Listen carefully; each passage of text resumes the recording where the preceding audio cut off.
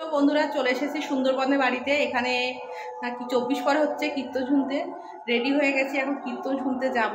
আর একটু শুনেও এসেছি। আবার তোমাদেরকে পুরো ভিডিওটা দেখো, কীর্তন কেমন হয় এখানে বসে দেখলে তোমাদেরও ভালো লাগবে। বিভিন্ন গানের সুর আর অনেক মানে 7টা দলের কীর্তন হচ্ছে 3 দিন ধরে। আজকে লাস্ট দিন, তোমাদের সঙ্গে শেয়ার করছি। পুরো ভিডিওটা দেখো, অবশ্যই ভালো লাগবে।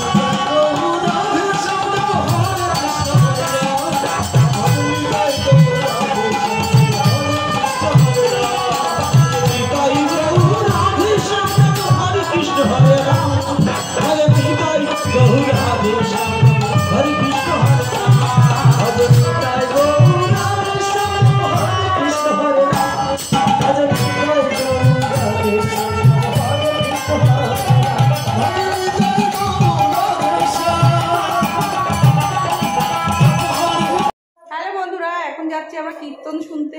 চলো তোমাদেরও শোনাবো, আর এখানকার কীর্তন কেমন হয় তোমরা একটু শুনে কমেন্ট করে জানাবে।